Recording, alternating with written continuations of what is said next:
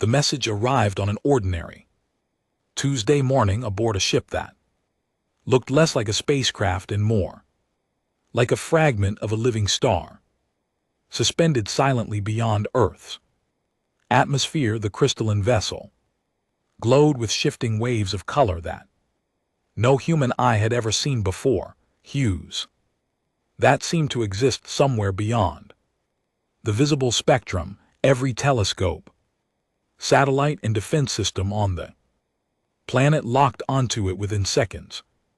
Yet the alien craft made no hostile move. It simply waited inside Luna Station's communication center. Ambassador Sarah Chen stood with her hands clasped behind her back, unable to look away from the impossible sight drifting beyond the viewport. There, requesting immediate contact, Lieutenant Rodriguez reported, his fingers flying across the holographic console. Universal translator is synchronized. Signal strength is perfect. Sarah gave a slow nod. 15 years as Earth's chief diplomat had prepared her for tense negotiations, political crisis, and first contact simulations. None of those experiences had prepared her for this moment. Humanity had mastered faster than light travel. Only 3 years earlier, they had barely begun exploring the stars, believing they had time before the wider galaxy discovered them. They had been wrong. The massive display at the front of the room flickered once before, resolving into a crystal-clear image. Tall, impossibly slender figure appeared on the screen. Its silver-white skin shimmered like polished glass, and its luminous eyes studied the humans with unsettling calm. When it finally spoke, its first words silenced the entire room. People of Earth, the Galactic Council has come to decide your future. Its skin pale blue and its eyes like black pearls. When it spoke, its voice sounded like wind chimes. Greetings, primitive species of the third planet. The alien said, I am Speaker V. Velter of the Galactic Council. Your world has been observed. Your species has been judged, ready for integration into our great alliance. Sarah felt her jaw tighten. Primitive species, she forced herself to smile. Hello, Speaker. I'm Ambassador Sarah Chen, representing the United Earth Government. We're an LT, UNC, and GT. Honored by your visit. Honor is not required, Tar replied, only obedience. The Galactic Council has ruled over this galaxy for 5,000 of your years. Every intelligent species bows before our wisdom. Now it is your turn. The aliens' words carried weight like stones. Dropping into still water, Sarah could feel the tension rising in the room. Behind her, the other diplomats and military officers were listening too. Every word. What exactly are you asking of us? Sarah asked carefully, not asking, commanding. Belter's black eyes seemed to grow larger. You will send representatives to Nexus Prime, our capital world. There you will perform the ritual of submission. You will kneel before the Supreme Arbiter and swear the oath of subservience. Your species will join the Council as a junior member, following our laws and paying tribute. Sarah blinked, and if we refuse for a moment? Velter looked confused, as if the question made no sense. Refuse? No. Species refuses the Council. It would be like refusing gravity or the passage of time. Impossible, but hypothetically. Sarah pressed, what if we said no? Then your species would be declared hostile. Belter said, his voice now cold as space. Your worlds would be blockaded. Your ships would be destroyed. Your people would suffer until they learned wisdom. But this will not happen because You are not fools. The screen went dark.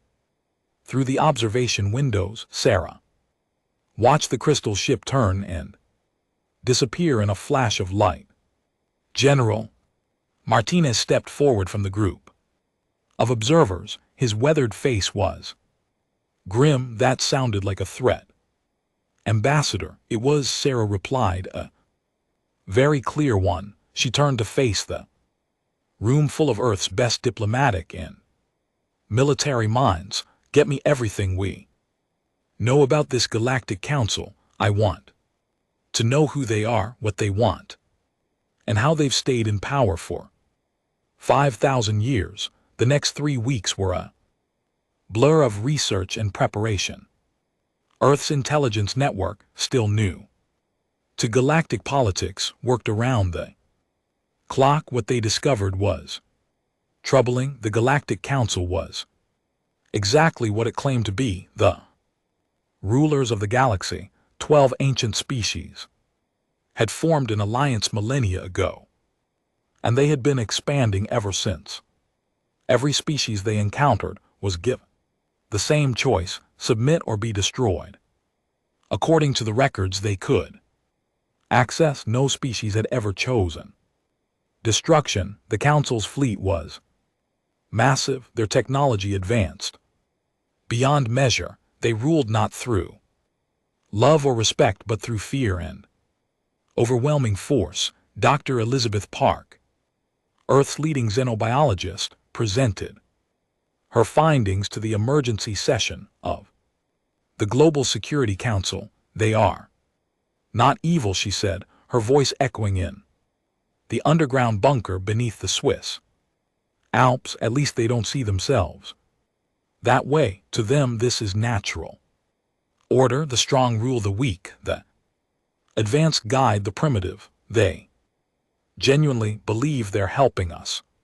President Chen, no relation to Ambassador Sarah Chen, leaned forward his chair, and the species that have joined them thriving according to their own propaganda. Dr. Park replied, safe, protected, guided by the wisdom of their betters. Of course, they're also completely controlled. No independent military, no independent government, no independent thought. The room fell silent. Finally, General Martinez spoke. So we have a choice: become slaves or be destroyed. Those seem to be the options. Dr. Park agreed. Ambassador Chen stood up. No, she said firmly. Those are the options they're giving us. But humans have never been good at accepting other people's choices. 3 days later, Sarah Chen and her diplomatic team boarded the Earthship Defiance and set course for Nexus Prime. The journey took 2 weeks through hyperspace, following coordinates provided by the Council. As they dropped out of hyperspace near Nexus Prime, Sarah had to admit the sight was impressive. World was a perfect sphere of blue and green, surrounded by massive space stations and orbital platforms. Ships moved between them like schools of fish, following invisible currents of traffic. Incoming transmission reported. Communications Officer Kim there, directing us to docking Bay 7 of the primary diplomatic station. Follow their instructions, Sarah ordered. For now, the diplomatic station was huge, easily the size of a small moon. As their ships settled into the assigned bay, Sarah could see other vessels docked nearby. Each ship was different, representing dozens of alien species she had never seen before. All these different races, whispered Dr. Harrison, the team's cultural specialist, all here to submit to the Council, or all here because they already have, Sarah replied. They were met at the airlock by another blue-skinned alien, this one wearing robes that seem to be made of living light. Welcome, humans, it said in perfect English. I am guide. I will escort you to your quarters and explain the ceremony. As they walked through corridors filled with breathtaking art and impossible architecture, Morek began his explanation. The ritual of submission is simple, he said, his robes shifting from blue to gold as he spoke. Tomorrow you will be brought before the Supreme Arbiter and the full council of 12. You will approach the throne of judgment. When commanded, you will kneel and place your hands on the ground. You will then recite the oath of subservience in your native language. And what does this oath say? Sarah asked. The words are ancient and sacred, Morek replied. You pledge your species' loyalty to the council. You acknowledge their authority over your world and your people. You promise to obey their laws and serve their interests. In return, you receive protection and guidance. They reached their quarters, a luxurious suite with windows overlooking the planet below. As the door closed behind them, Dr. Harrison immediately began scanning for listening devices. Clean, he whispered. After a few minutes, Sarah gathered her team around the central table. Opinions, their confidant said. Lieutenant Rodriguez, maybe overconfident. They've done this so many times they don't even consider the possibility of resistance. The other species we saw on the way here, added Dr. Harrison. Did you notice their body language? Heads down, shoulders slumped. They looked defeated. Sarah nodded. Broken spirits, generations of submission. She looked around at her team. I want to be clear about something. I didn't come here to kneel to anyone. Earth didn't send us here to make humanity into pets. What are you thinking, Ambassador? Asked Lieutenant Rodriguez. Sarah smiled, but there was steel in her eyes. I'm thinking tomorrow is going to be very interesting. Outside their windows, the lights of Nexus Prime twinkled like stars. Ships continued their endless dance between the orbital platforms, and somewhere in the vast diplomatic station, representatives of dozens of species prepared for another day of serving their masters, but none of them knew that tomorrow, for the first time in 5,000 years, someone was going to say no. The morning of the ceremony arrived, with artificial sunlight streaming through the massive windows of the diplomatic station. Sarah Chen stood before the mirror in her quarters, adjusting her formal diplomatic uniform. The dark blue fabric bore the simple emblem of United Earth, a circle containing all the continents with no borders drawn between nations. Ambassador Dr. Harrison called from the main room. They're here. Sarah took one last look at herself. In a few hours, she would either make history or start war, possibly both. Guide Marek waited in the corridor with 6 other aliens. These wore armor instead of robes, and their eyes were the flat black of professional soldiers. It is time, Morek said. The council awaits. They walked through corridors that grew more elaborate with each step. The walls showed moving pictures of great moments in council history, species after species kneeling before the golden throne. The message was clear. This was how things were done. This was how they had always been done. Beautiful artwork, Sarah commented, nodding toward a scene of bird-like creatures prostrating themselves before the council. The Kithmore submission 300 years ago, Morek replied proudly. They fought the longest before seeing wisdom, 12 years of war before they learned to kneel. How many died? Dr. Harrison asked quietly. Numbers are unimportant, Morek said. What matters is that they learned. The corridor opened into a vast chamber that took Sarah's breath away. The ceiling stretched up so high it was lost in shadows. Balconies lined the walls on multiple levels filled with alien observers. At the far end, 12 thrones rose like a mountain of metal and crystal, but what struck Sarah most were the other diplomatic delegations scattered throughout the chamber, dozens of different species, all standing with their heads bowed and their shoulders hunched, the posture of defeat. The other species wait their turn to renew their oaths. Marek explained, "It is done monthly to remind all of their proper place." In the center of the chamber stood a golden circle carved into the floor. Above it, the 12 thrones held 12 very different beings. Sarah could see the blue-skinned Verer among them, but the others were shapes she had never imagined. One looked like living crystal, another seemed to be made of shifting metal, a third appeared to be nothing but floating energy in a vaguely humanoid shape. The largest throne in the center held a being that hurt to look at directly. It seemed to be made of pure light, constantly shifting between different colors and intensities. This had to be the supreme orbiter, humans of Earth, the arbiters. Voice boomed through the chamber like thunder. Approached the circle of judgment.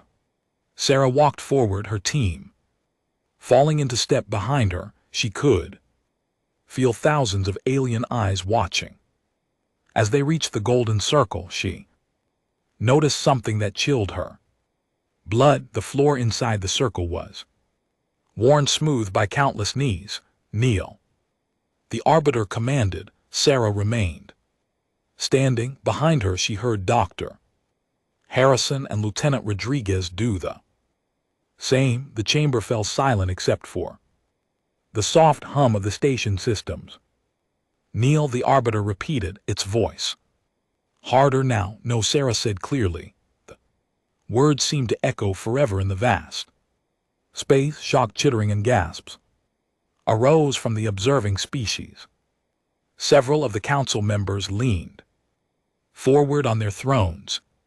The crystal being, which Sarah guessed was Zephyr, from the briefing materials, spoke in a voice like breaking glass. Perhaps the translation was unclear. "You are commanded to kneel and recite the oath of subservience." The translation was perfect, Sarah replied, "and my answer is still no." Zai's form pulsed with brighter light. "No species refuses the council. No species has ever refused the council." "Well," Sarah said with a slight smile, "there's a first time for everything." The supreme arbiter rose from its throne, its form blazing with angry light. "You dare to defy the will of the council. You dare to stand before your betterers as equals. I stand before you as a representative of humanity," Sarah said, her voice carrying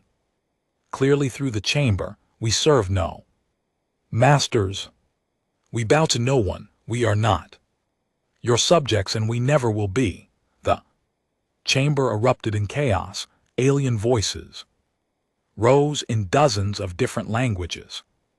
Some of the observing species looked terrified. Others, Sarah noticed with satisfaction, looked curious, even hopeful. "Silence," the arbiter roared, and the chamber fell quiet again. "Human, you do not understand the gravity of your situation. The council has ruled this galaxy for 5,000 years. We have brought peace and order to 1,000,000 worlds. Our wisdom guides the path of civilization itself." "Your wisdom," Sarah replied, "looks a lot like tyranny. From where I'm standing," speaker stood from his throne, "this is madness. No primitive species can survive outside the council's protection. The galaxy is dangerous. There are hostile forces, pirates, rogue AI networks. Without us, You will be destroyed, maybe, Sarah. Acknowledged but will be destroyed as free beings, not as slaves. The metal being on another throne spoke in a voice like grinding gears. Your world has a population of 12 billion. Your technology is crude. Your military is insignificant. You have no allies, no experience in galactic warfare. Submit now or watch your species burn. Dr. Harrison stepped forward. Ambassador, he whispered urgently, they're threatening genocide. I heard, Sarah replied without taking her eyes off the council. The Supreme Arbiter's form pulsed with energy. You have one final chance. Human, kneel now, swear the oath, and your species will be spared. Continue this defiance, and we will be forced to take action. Sarah looked up at the being of light, meeting what might have been its eyes, and what action would that be? Military intervention, the orbiter said coldly. Our enforcement fleets will blockade your system. Your ships will be destroyed. Your orbital installations will be eliminated. Your people will suffer until they beg for the mercy of submission. The chamber was so quiet Sarah could hear her own heartbeat. Every alien eye was fixed on her. This was the moment. This was where every other species had broken and knelt. Instead, Sarah smiled. Not the diplomatic smile she had practiced for years, but something harder, something that had been forged in the fires of human history, in the faces of tyrants who had learned to their cost that humans did not break easily. That, she said quietly, would be unfortunate. Unfortunate. Zephyr's crystal form blazed brighter. For whom? Sarah's smile grew wider. For you, the Supreme Arbiter's light flared with rage. You threaten us. You, a representative of a single primitive world, threaten the Galactic Council. I don't threaten anyone, Sarah replied. I simply observe that every tyrant in human history has believed they were invincible right up until the moment they weren't. She turned slightly to address not just the council but the entire chamber full of alien observers. You've ruled through fear for 5,000 years. You've convinced yourselves that might makes right, that submission is the natural order, but you've never faced a species like humanity. What makes you so special? The metal being demanded. Sarah's eyes returned to the Supreme Orbiter. We are the species that looked at kings and said, no, we are the people who stared down empires and chose freedom over safety. We are the children of those who died rather than kneel. She paused, letting her words sink in. You think you can break us with threats. You think you can make us submit with force. You don't know humans very well. The orbiter's form was now blazing so brightly that some of the alien observers were shielding their eyes. Your defiance ends now. Guards, arrest these criminals. The armored aliens who had escorted them moved forward, weapons appearing in their hands. Sarah didn't move, neither did her team. I wouldn't, she said calmly. The guards paused, looking between her and the council. Why not? Velter demanded. Sarah reached slowly into her diplomatic pouch and withdrew small device. Because the moment you take hostile action against Earth's diplomatic mission, this beacon will signal our fleet. Your fleet, Zephyr laughed, the sound like crystal chimes. What fleet? Our intelligence shows you have perhaps 200 warships, primitive vessels with no shielding, no advanced weaponry. Your intelligence, Sarah said, is about to be updated. She activated the beacon. A soft blue light pulsed 3 times, then went dark. There Sarah said, tucking the device away.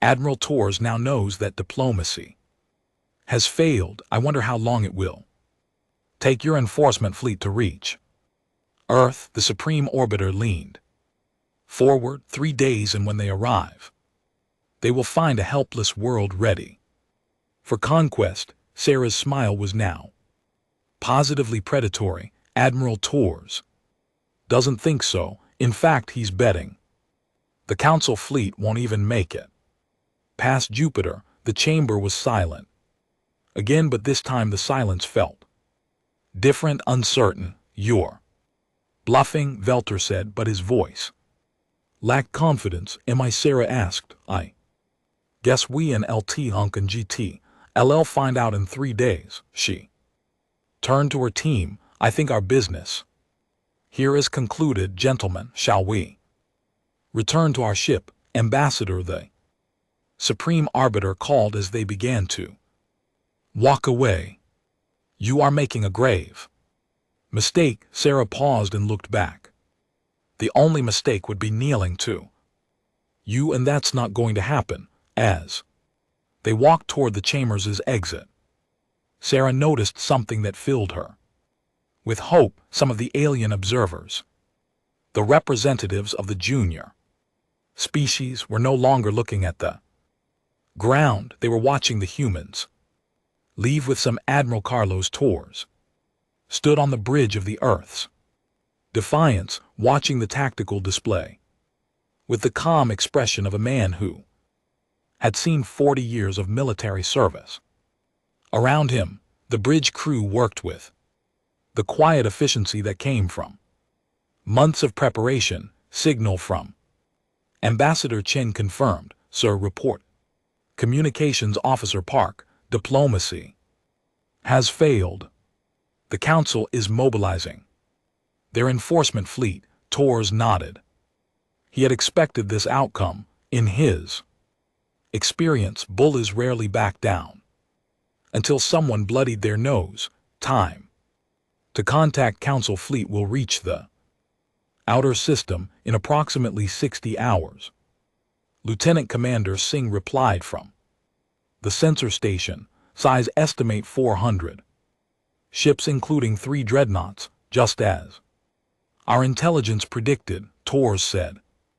And our response, all units are in position. Admiral, reported Captain Kumar from the tactical station. Defense Grid Alpha is online. Sol Fortress network shows ready status. Fleet units report ready for combat. Torres allowed himself a small smile. The Council thought they were dealing with a primitive species with 200 obsolete warships.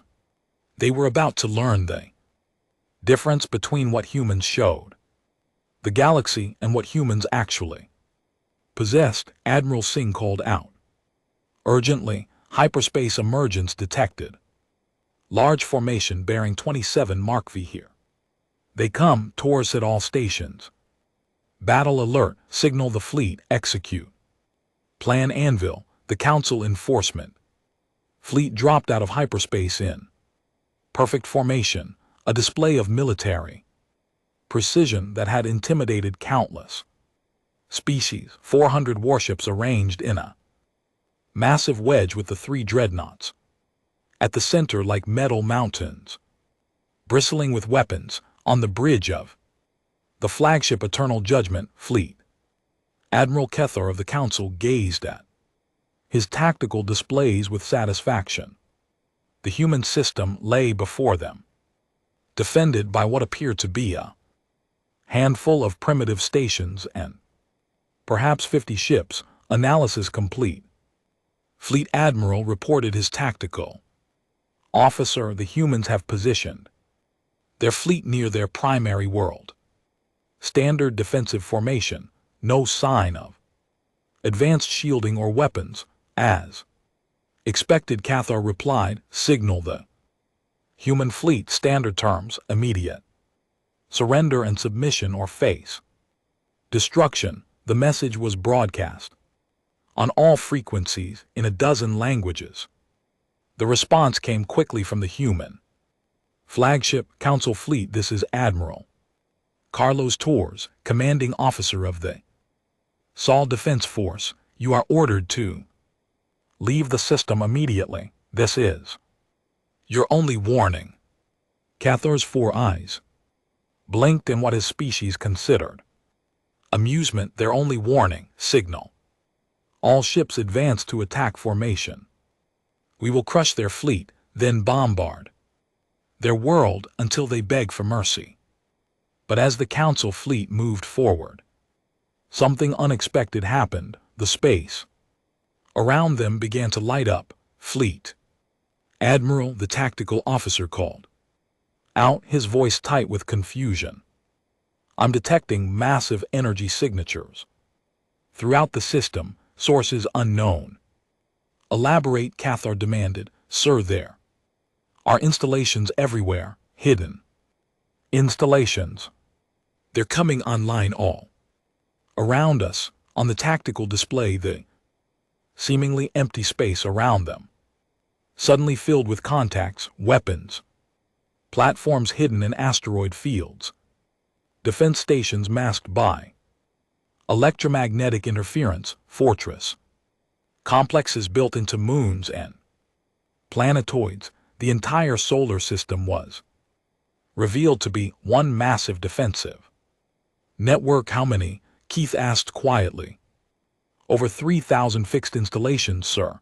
And the ship contacts, Admiral, there aren't 50 human ships. There are 500. They were hiding behind sensor shadows and electronic camouflage. Cathar stared at the display. This was impossible. No primitive species possessed such technology. No primitive species built fortress systems. No primitive species. Fleet Admiral, his communications officer interrupted.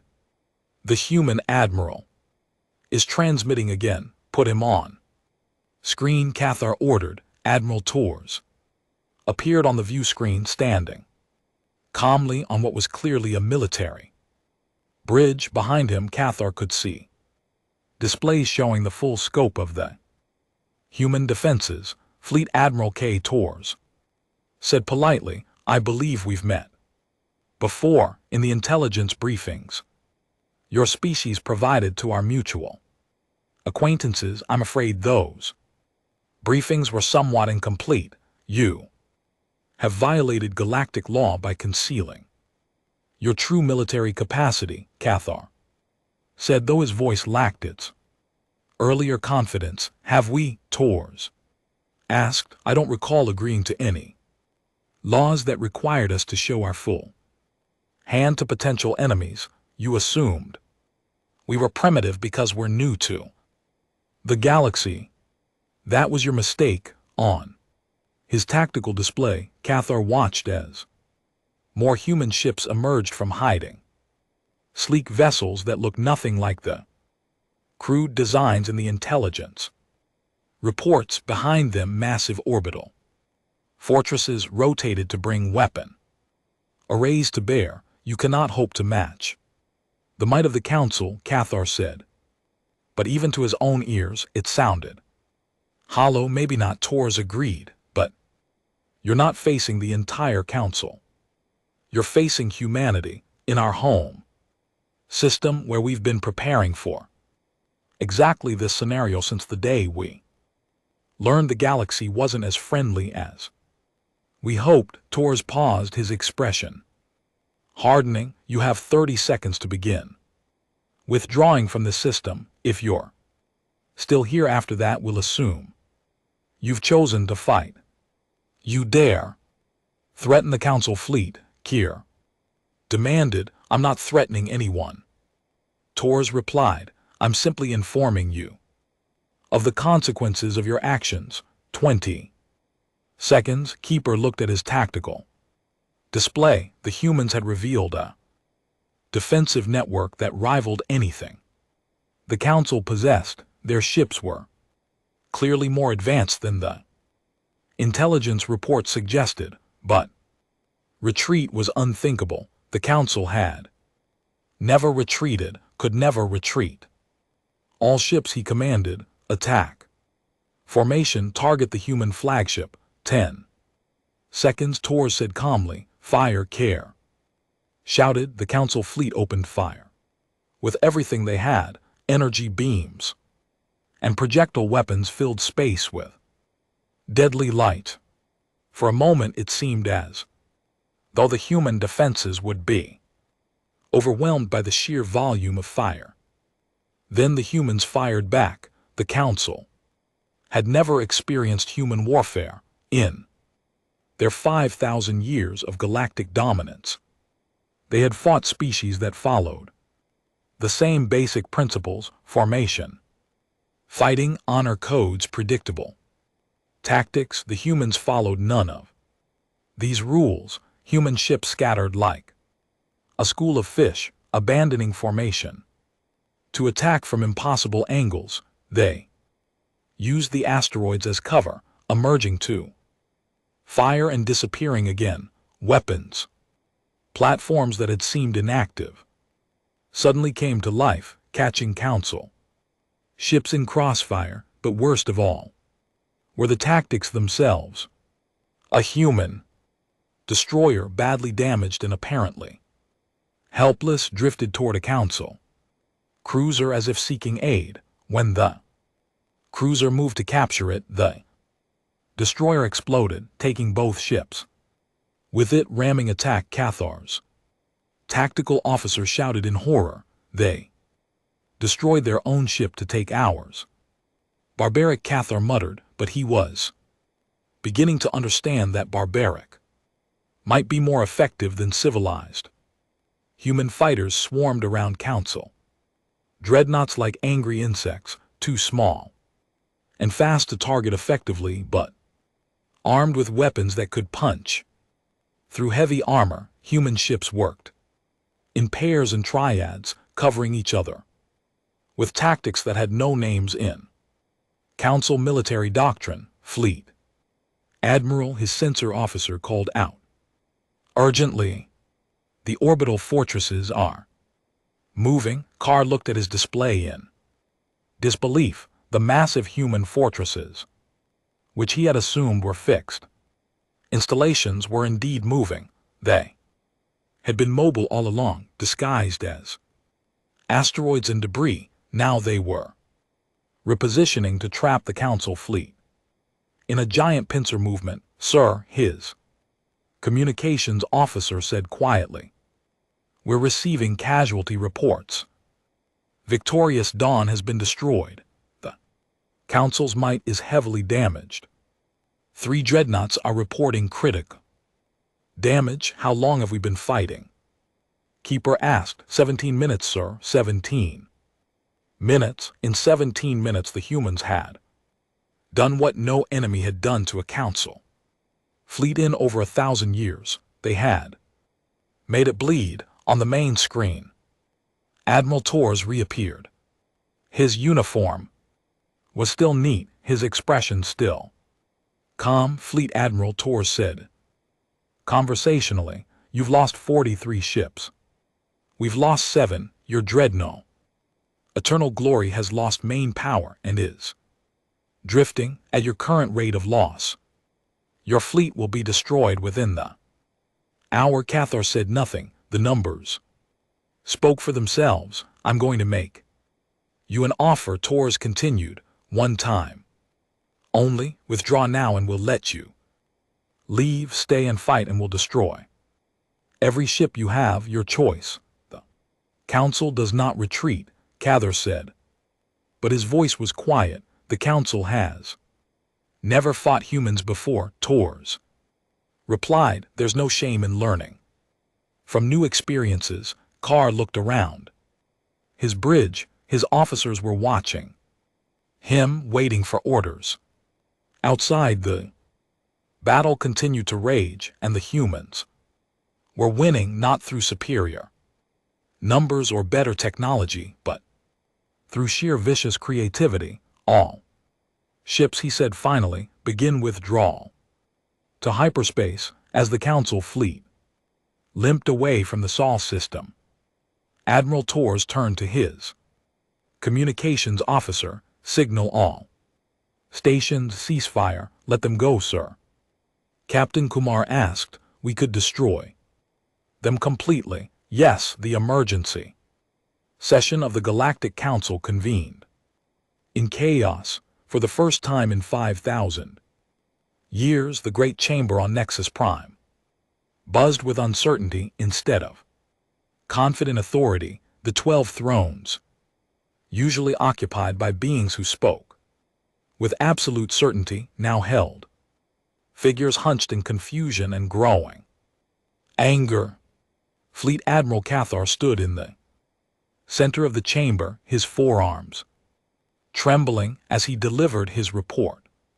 His uniform, once pristine, bore scorch marks from the battle. One of his ships had been damaged in the fighting and he had barely escaped with his life. 43 ships lost, he said, his voice hollow. 3 dreadnoughts severely damaged. The victorious Dawn was completely destroyed. The humans, they fight like nothing we have ever encountered. The supreme orbiters form blazed with furious light. How is this possible? Our intelligence indicated a primitive species with crude technology. Our intelligence was wrong, Cathar replied bluntly. They have been preparing for war since first contact. Their entire solar system is a fortress. Hidden weapons platforms, mobile defense stations, ships disguised as asteroids. They turned their whole system into a trap. Speaker leaned forward on his throne. But their technology is more advanced than we believed, Carr interrupted. Their weapons cut through our shields like they weren't there. Their ships move in ways that violate every principle of civilized warfare. They use suicide attacks, ramming maneuvers, coordinated swarm tactics. The crystal being HFY pulsed with agitated light. Suicide attacks. Barbaric. No civilized species would sacrifice their own people. Tell that to the crew of the Council's might, Cathar said grimly. A human destroyer already damaged beyond repair rammed straight into our engine section. Both ships were destroyed, but they took out our most powerful cruiser in the process. General Vexi, the Council's supreme military commander, stood from his throne, his metallic form clinked as he moved. This is unacceptable. No primitive species can defeat a Council enforcement fleet. We will mobilize the full Grand Fleet, 5,000 ships. We will burn their world to ash. With respect, General Cathar said, I don't think that will work. The chamber fell silent. No one had ever contradicted General Vexi before. Explain, the Supreme Arbiter demanded. Care activated a holographic display in the center of the chamber. It showed the battle from multiple angles, recorded by his ship's sensors. The Council members watched in growing disbelief as human ships danced through their formations, striking from impossible angles and disappearing before return fire could reach them. They don't fight like we do, Cathar explained. We use formation warfare. Honor codes, predictable patterns. The humans have no honor codes. They attack without warning, retreat without shame, and use any tactic that gives them advantage. The display showed a human fighter squadron swarming around a Council dreadnought, moving too fast for the heavy weapons to track. Like insects attacking a giant, they stung repeatedly until the massive ship lost power and drifted helplessly. Watch this, Cathar said, highlighting another section. A Council cruiser, thinking it had cornered a damaged human ship, moved for the kill. At the last moment, 3 more human ships emerged from behind an asteroid, catching the cruiser in a Devastating crossfire, they use. Deception as a primary weapon, Cather. Continued, nothing is what it appears to. B. No tactic is too underhanded, no. Sacrifice is too great if it serves. Their purpose, Council Member Thelvis, an ancient being whose species had been among the first to join the alliance, spoke in a voice like rustling leaves. In my people's history, we remember tales of such warrior species that fought not for conquest but for survival. They were difficult to defeat. This is different, General Vexi insisted. They are still just one species, one world. We have 1,000 member species, 1,000,000 worlds. We will overwhelm them with numbers. Will we? Asked another council member, Morick. The wise, and at what cost? How many of our ships will we lose? How many of our people will die? And what happens to our other territories while our fleets are fighting humans? The chamber stirred uneasily. This was a consideration none of them had faced before. Cathar activated another display. There's something else. During the battle, I detected transmissions from human ships. They were broadcasting on multiple frequencies, sending detailed combat footage to locations throughout the galaxy. The Supreme Orbiter's light flickered, meaning every species in the galaxy now has recordings of humans defeating a council fleet. Word is already spreading. Our subject species are seeing that the council can be beaten, as if summoned by his words. Guide Marek hurried into the chamber, his robes flashing urgent red. Supreme Arbiter, we have reports from across the galaxy. Several junior member species are asking questions. What kind of questions? Felter demanded. Questions about the terms of their membership. Questions about the necessity of monthly submission ceremonies. The Kithmore delegation has formally requested review of their tribute obligations. The Zelthari have suspended their scheduled oath renewal pending clarification of galactic law. The chamber erupted. Shocked murmurs. Junior species didn't ask questions. They certainly didn't suspend ceremonies, and there's more. Morth continued nervously. We're receiving requests from dozens of species for information about humans. They want to know about their government, their society, their military capabilities. Some are asking if they can send diplomatic missions to Earth. General Vexi's metallic form rang like a struck bell. This ends now. We mobilize the Grand Fleet immediately. We crush the humans so thoroughly that no one will ever dare question council authority again. And if we lose, asked Thelvis quietly. The chamber fell silent again. It was a question none of them had ever had to consider. We won't lose, Vexi said, but his voice lacked conviction. Fleet Admiral Cathar, the Supreme Orbiter, said slowly, in your professional opinion, what would happen if we sent the Grand Fleet against the humans? Cathar was quiet for a long moment, considering his words carefully. Supreme Arbiter, the humans turned their home system into a fortress. Over the course of 3 years, they've had time to prepare, to study our tactics, to design counters for our strategies. If we attack with 5,000 ships, we might win, but we would lose thousands of vessels in the process. Tens of thousands of crew members would die. He paused, then continued grimly, and that assumes they don't have allies we don't know about, or hidden fleets in other systems, or weapons we haven't seen yet. The humans are clearly more capable than we believed, much more capable. Unacceptable, Vexi declared. The Council does not negotiate with primitives. They're not primitives, Qatar replied. That's what we keep getting wrong. They may be new to the galaxy, but they're not primitive. Their technology is different from ours, but it's not inferior. Their tactics are unfamiliar, but they're devastatingly effective. Council member Year, who's aquatic.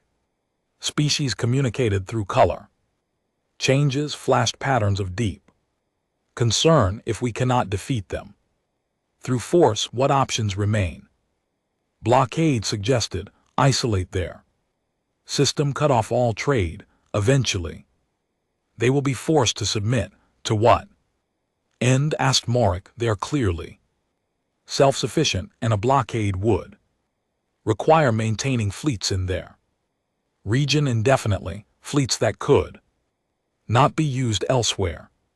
Besides, Carr added, during the battle I observed several ships of unknown design assisting the humans. When questioned, the humans claimed they were independent merchants seeking to trade, but their tactics suggested military training. The Supreme Orbiter's light dimmed. Unknown ships. It's possible the humans have been building alliances we don't know about, Keeper said. Species that have remained outside council space, waiting for an opportunity. If we push too hard, we might find ourselves facing more than just humanity. The chamber was quiet now, the weight of the situation settling on them all. For 5,000 years, the council had maintained peace through overwhelming force. The threat of destruction had kept every species in line. But now, for the first time, their force had been challenged and found wanting. There is another consideration, Delvis said softly, what the humans said during their defiance about looking at kings and choosing freedom, about being the children of those who died rather than kneel. These are not the words of a species that will submit no matter what force we bring against them. What are you suggesting? The Supreme Arbiter asked. I'm suggesting, Delvis said carefully, that perhaps the age of submission is ending. Perhaps the humans represent something new in the galaxy, something we have never encountered before. Revolution, General Vexi said, the word falling like a stone into still water. Change, velvet, evolution, growth. The galaxy is not the same as it was 5,000 years ago. Perhaps our methods must change as well. The Supreme Arbiter considered this its form, pulsing with thought. Around the chamber, the other council members waited outside. The galaxy watched and wondered. For the first time in millennia, the future was uncertain, and uncertainty, they were learning, was a dangerous thing for an empire built on fear. We will reconvene tomorrow, the Supreme Arbiter finally announced. All options will be considered, including negotiations. The word hung in the air, like if for 3 months after the Battle of Saul, Ambassador Sarah Chen returned to Nexus Prime, but this time everything was different. The same crystal ship met her at the edge of the system, but the greeting was formal rather than commanding. The same docking bay received her vessel, but she was met by a delegation of equals rather than guards, and when she walked through the corridors of the diplomatic station, the alien representatives she passed no longer kept their eyes on the ground.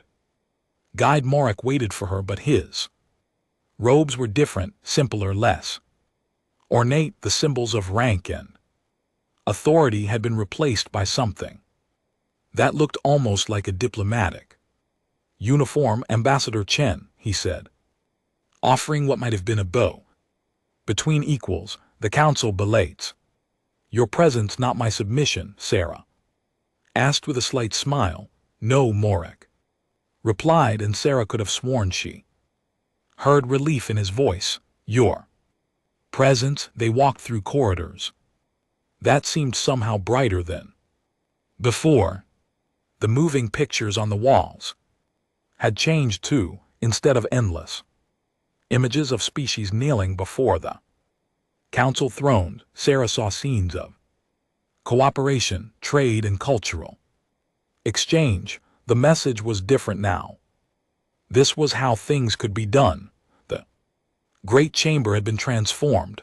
The 12 thrones still dominated the far end, but they had been lowered, brought down from their mountain of metal and crystal to something that resembled a meeting room. Around the chamber, the balconies that had once held observing aliens were now filled with diplomatic delegations, and none of them looked defeated anymore. But the most significant change was in the center of the chamber, the golden circle of judgment with its worn, smooth floor was gone.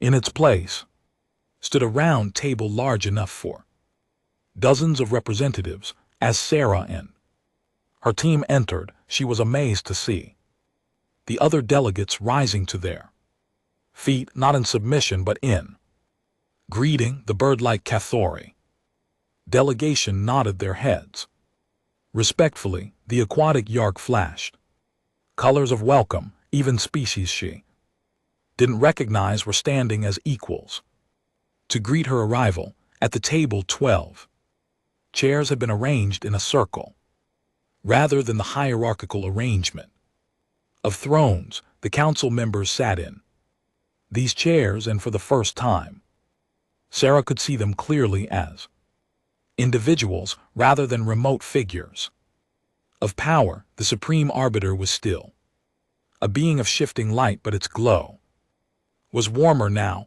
less intimidating. When it spoke, its voice was conversational rather than commanding. Ambassador Chen, it said, we welcome you to what we hope will be the first meeting of a new kind of galactic alliance. Sarah took her seat at the table, noting that her chair was identical to those of the council members. What kind of alliance did you have in mind? Speaker, his blue skin no longer seeming cold, leaned forward. An alliance of equals, a federation where no species kneels to another, where decisions are made through consensus rather than decree.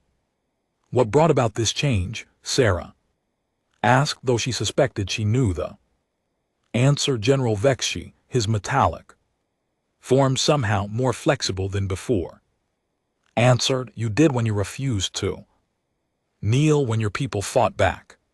You showed the galaxy something that had been forgotten. That strength comes not from domination, but from the willingness to stand for what you believe. Council member Thelvis rustled. Agreement. For 5,000 years we maintained order through fear, but order built on fear is not true order. It is merely the absence of open resistance. And resistance, added Jai the crystal being's light pulsing thoughtfully, is exactly what we got. Once people realize the council could be challenged. Sarah looked around the chamber. How many species have withdrawn from the old agreements? Withdrawn is not the right word, the supreme orbiter replied. Renegotiated would be more accurate.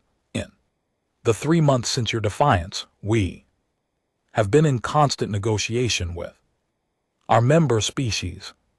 Many wanted to know why they had never been offered the choice you demanded, why submission was required rather than partnership. More whose species had been known for their wisdom spoke up. The truth is, Ambassador, we had become prisoners of our own system. The council began as a mutual defense alliance, species working together for common benefit, but over the millennia it became something else. A hierarchy with us at the top and Everyone else beneath, what changed your mind? Dr. Harrison asked from beside. Sarah, your example, Velter replied. Simply, and the examples that followed. When the Ketamori delegation announced they were suspending their tribute payments, we threatened sanctions. They replied that they had been in contact with your Admiral Tours, who had offered to share defensive technologies. Suddenly, our threat seemed less effective. General Vex's form clinked. As he shifted, within weeks we had received similar messages from dozens of species. They weren't rebelling against the Council, but they were demanding to be treated as partners rather than subjects. And you agreed, Lieutenant Rodriguez asked. We adapted, the Supreme Arbiter corrected, because the alternative was the collapse of everything we had built. Better a voluntary alliance of equals than a forced empire of slaves. Sarah nodded slowly. And what does this new alliance look like? Councilmember Jark flashed colors as he spoke. Each species maintains its sovereignty. No one is required to kneel or swear oaths of subservience. Decisions affecting the alliance are made by consensus, with each species having a voice proportional to its contribution and stake in the outcome. Military forces remain under local control. General Vexi added. The alliance maintains a joint fleet for common defense, but no single species can use it to threaten another member. Most importantly, Delvis said, membership is voluntary. Species can leave if they choose. They can join if they meet the basic requirements of peaceful intent and respect for other species' rights. Sarah felt a smile spreading across her face. It sounds like you've reinvented democracy on a galactic scale. We've learned from human history, Mork admitted. Your species has experimented with many forms of government. Some worked better than others, but the best seemed to involve the consent of the governed. And what about enforcement? Dr. Harrison asked. How do you handle disputes? Arbitration, mediation, economic pressure? Zeph replied. Violence is the last resort, not the first. We've discovered that most conflicts can be resolved when all parties feel they have a fair voice in the process. The Supreme Arbiter's light shifted to warmer colors. We would like humanity to join this new federation, not as a junior member forced to submit, but as a founding partner in creating something better than what came before. Sarah looked around the table at beings who had once demanded her submission and now offered partnership. What would membership require? Mutual defense, shared technology exchange within agreed parameters, diplomatic cooperation. Listed: no tribute, no submission. Ceremonies: no oath of subservience. Simply the agreement to work together for the common good. And if we refuse, Sarah asked, then you remain independent with our respect and our friendship. The Supreme Arbiter replied. The age of forcing species into alliances is over. Sarah felt a warmth in her chest that had nothing to do with the chamber's temperature. I'll need to consult with Earth's government. Of course, Amore agreed, though I suspect they will be interested in our other offer, which is general. Vexi's form straightened. We would like to invite human military advisors to work with our defense forces.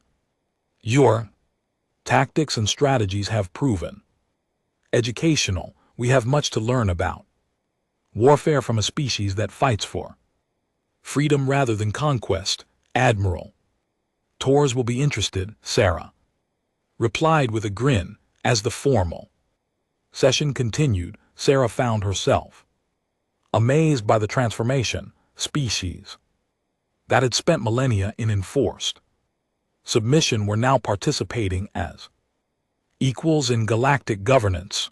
The bird-like Kiri were proposing trade agreements. The aquatic Yark were offering to share their advanced environmental technologies. Even species she had never heard of were contributing ideas and expertise. During a break-in the proceedings, Marek approached her privately. "Ambassador," he said quietly, "I wanted to thank you for what? For showing us a better way. For refusing to kneel when every instinct told us you should. For proving that strength comes from standing up, not bowing down." Sarah looked around the chamber where dozens of species were talking and planning as equals. "I think you're giving us too much credit. We just did what humans always do when someone tries to make us submit." "And what is that?" Sarah's smile was gentle but firm. "We said no." As the day wore on, the outlines of the new Galactic Federation took shape. It would be based on the principles that Ambassador Chen had stood for in this very chamber: equality, freedom, and the radical idea that no one should have to kneel to anyone else. When the session finally ended, the delegates didn't fight out with heads bowed and shoulders slumped. Instead, they left talking excitedly about the future, about possibilities that had never existed before. Sarah was among the last to leave. As she reached the chamber's exit, she turned back for one final look. Golden circle, where countless species had knelt in submission, was gone forever. In its place, the round table stood as a symbol of something new.